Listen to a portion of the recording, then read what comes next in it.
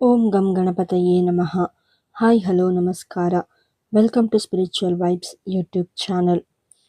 ಪ್ರಿಯ ವೀಕ್ಷಕರೇ, ಜ್ಯೋತಿಷ್ಯ ಶಾಸ್ತ್ರದ ಪ್ರಕಾರ ಜುಲೈ ತಿಂಗಳ ಕೊನೆಯ ವಾರವು ಅತ್ಯಂತ ಮಹತ್ವದ ಹಾಗೂ ಅಪರೂಪದ ಗ್ರಹಗಳ ಚಲನೆಗೆ ಸಾಕ್ಷಿಯಾಗುತ್ತಿದೆ.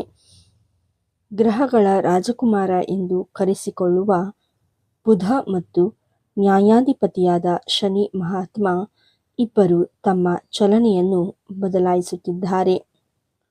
ಹೌದು, ಜುಲೈ 24ರಂದು ಬುಧ ಗ್ರಹವು ನೇರವಾಗಿ ಚಲಿಸಲು ಪ್ರಾರಂಭಿಸಿದರೆ, ಜುಲೈ 27ರಂದು ಶನಿದೇವನು ಹಿಮ್ಮುಖವಾಗಿ ಚಲಿಸಲು ಪ್ರಾರಂಭಿಸುತ್ತಿದ್ದಾನೆ. ಬುಧನು ಜುಲೈ 24ರಿಂದ ಅಕ್ಟೋಬರ್ 24ರವರೆಗೆ ನೇರ ನಡಿಗೆಯಲ್ಲಿದ್ದರೆ, ಶನಿಯು ಜುಲೈ 27ರಿಂದ ಡಿಸೆಂಬರ್ 11ರವರೆಗೆ ಈ ಹಿಮ್ಮುಖ ಸ್ಥಿತಿಯಲ್ಲಿ ಮುಂದುವರಿಯಲಿದ್ದಾನೆ.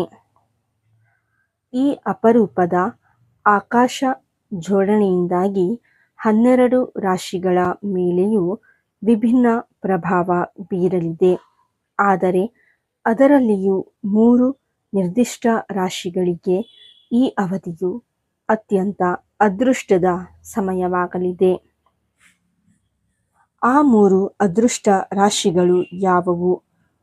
ಅವರಿಗೆ ಆರ್ಥಿಕವಾಗಿ, ವೃತ್ತಿಜೀವನದಲ್ಲಿ ಮತ್ತು ಕುಟುಂಬದಲ್ಲಿ ಲಭಿಸುವ ಶುಭ ಫಲಗಳೇನು ಎಂಬುದನ್ನು ಈ ಸುದೀರ್ಘ ವಿಡಿಯೋದಲ್ಲಿ ವಿವರವಾಗಿ ತಿಳಿಯೋಣ. ವಿಡಿಯೋವನ್ನು ಎಲ್ಲೂ ಸ್ಕಿಪ್ ಮಾಡದೆ ಕೊನೆಯವರೆಗೂ ನೋಡಿ.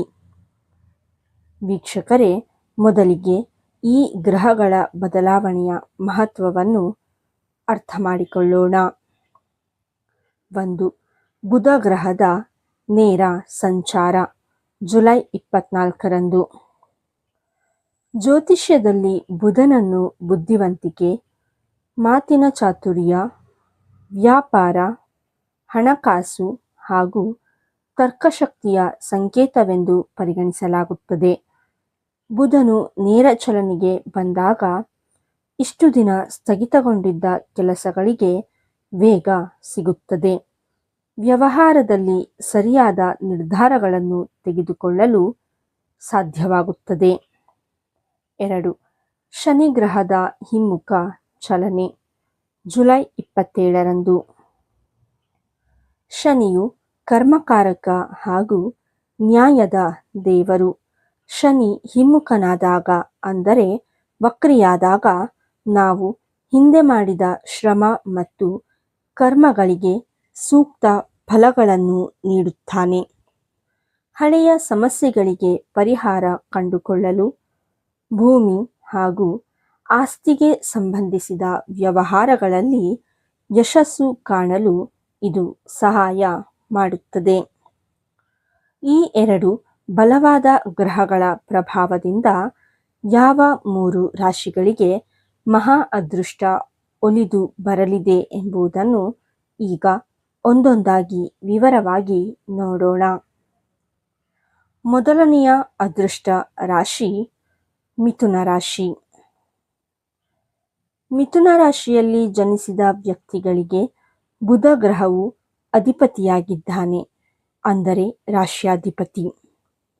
ಆದ್ದರಿಂದ ಬುಧನು ನೇರ ಚಲನೆಗೆ ಬರುವುದು ಮಿಥುನ ರಾಶಿಯವರಿಗೆ ಅತ್ಯಂತ ವಿಶೇಷ ಹಾಗೂ ಶುಭ ಫಲಗಳನ್ನು ತರಲಿದೆ. ಆತ್ಮವಿಶ್ವಾಸ ಮತ್ತು ವ್ಯಕ್ತಿತ್ವ. ಲಗ್ನ ಮತ್ತು 4ನೇ ಮನೆಯ ಅಧಿಪತಿಯಾದ ಬುಧನು ತನ್ನದೇ ರಾಶಿಯಲ್ಲಿ ನೇರ ಚಲನೆಯಲ್ಲಿರುವುದರಿಂದ ನಿಮ್ಮ ಆತ್ಮವಿಶ್ವಾಸ ದುಪ್ಪಟ್ಟಾಗಲಿದೆ. ಸಮಾಜದಲ್ಲಿ ಗೌರವ ಹೆಚ್ಚಾಗಲಿದೆ. ನಿಮ್ಮ ಆಲೋಚನೆಗಳಿಗೆ ಸ್ಪಷ್ಟತೆ ದೊರೆಯುತ್ತದೆ. ಉದ್ಯೋಗ ಮತ್ತು ವೃತ್ತಿಜೀವನ. ಕೆಲಸ ಮಾಡುವ ವೃತ್ತಿಪರರಿಗೆ ಮೇಲಾಧಿಕಾರಿಗಳಿಂದ ಬೆಂಬಲ ಸಿಗಲಿದೆ. ಹೊಸ ಜವಾಬ್ದಾರಿಗಳು ಅಥವಾ ಬಡ್ತಿ ದೊರೆಯುವ ಯೋಗವಿದೆ. ದೀರ್ಘಕಾಲದಿಂದ ನೆನೆಗುದಿಗೆ ಬಿದ್ದಿದ್ದ ಕೆಲಸಗಳು ಈಗ ಒಂದೊಂದಾಗಿ ಪೂರ್ಣಗೊಳ್ಳಲಿವೆ. ಆರ್ಥಿಕತೆ ಮತ್ತು ಆಸ್ತಿ. ಆರ್ಥಿಕ ಸ್ಥಿರತೆ ಗಣನೀಯವಾಗಿ ಸುಧಾರಿಸಲಿದೆ. ಹೊಸ ಆದಾಯದ ಮೂಲಗಳು ತೆರೆದುಕೊಳ್ಳಲಿವೆ. ಪೂರ್ವಜರ ಆಸ್ತಿಯಿಂದ ಲಾಭ ಪಡೆಯುವ ಅಥವಾ ಬಾಕಿ ಉಳಿದಿದ್ದ ಹಣ ನಿಮ್ಮ ಕೈ ಸೇರುವ ಸಾಧ್ಯತೆ ಹೆಚ್ಚಾಗಿದೆ. ಹಿಂದೆ ನೀವು ಮಾಡಿದ ಹೂಡಿಕೆಗಳಿಂದ ಈಗ ಉತ್ತಮ ಲಾಭ ನಿರೀಕ್ಷಿಸಬಹುದು. ಮಿಥುನ ರಾಶಿಯವರಿಗೆ ಸಲಹೆ ಅಥವಾ ಪರಿಹಾರ.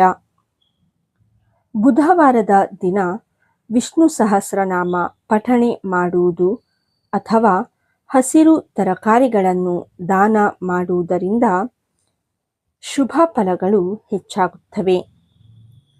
ಎರಡನೆಯ ಅದೃಷ್ಟ ರಾಶಿ ಸಿಂಹರಾಶಿ.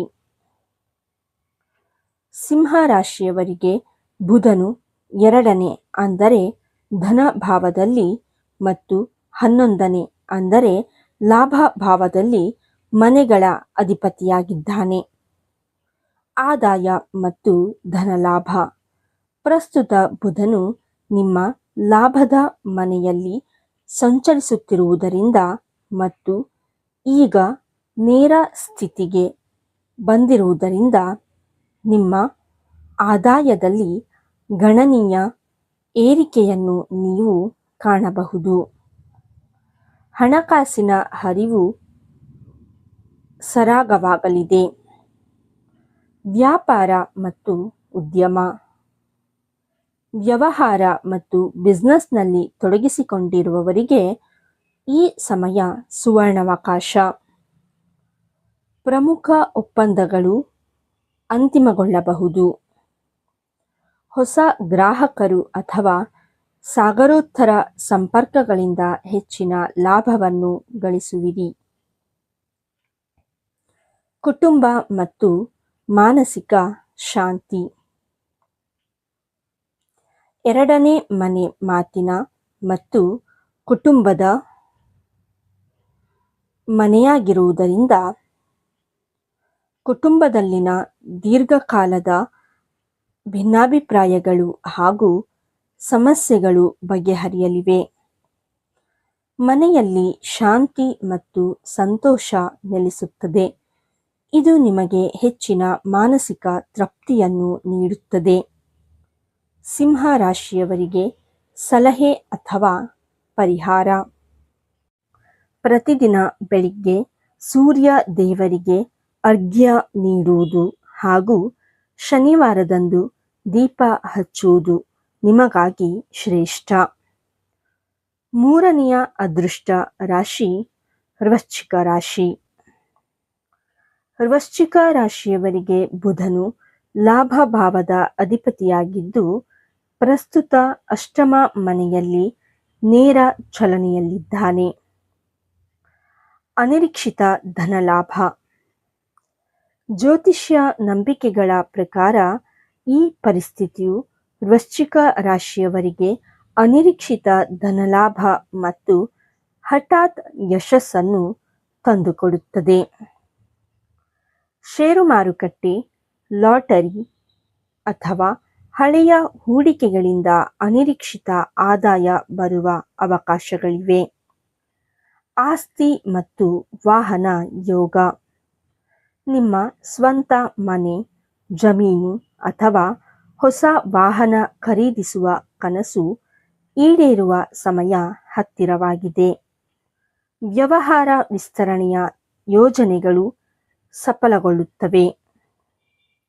ವೃತ್ತಿ ಮತ್ತು ಕೆಲಸದ ಒತ್ತಡ.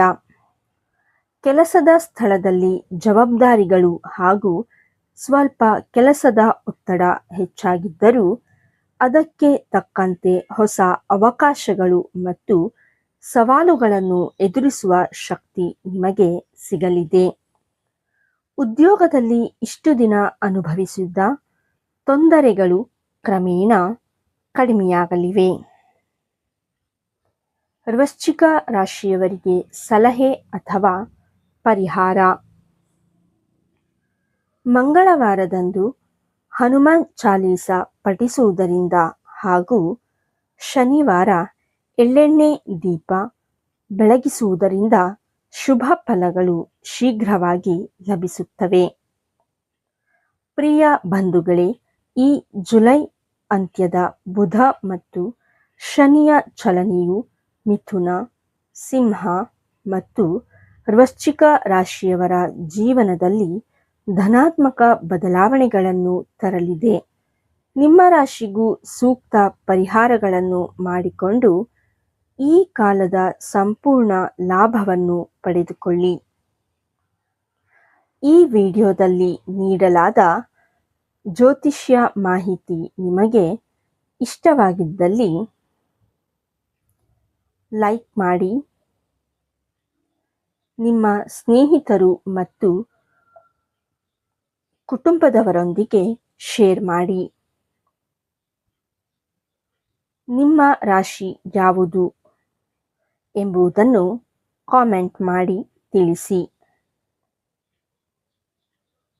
ನಮ್ಮ ಸ್ಪಿರಿಚುವಲ್ ವೈಬ್ಸ್ ಯೂಟ್ಯೂಬ್ ಚಾನಲ್ ಅನ್ನು ಸಬ್ಸ್ಕ್ರೈಬ್ ಮಾಡಿ, ಬೆಲ್ ಐಕಾನ್ ಕ್ಲಿಕ್ ಮಾಡಲು ಮರೆಯಬೇಡಿ. ಎಲ್ಲರಿಗೂ ಆ ಭಗವಂತ ಒಳ್ಳೆಯದು ಮಾಡಲಿ. ಧನ್ಯವಾದಗಳು.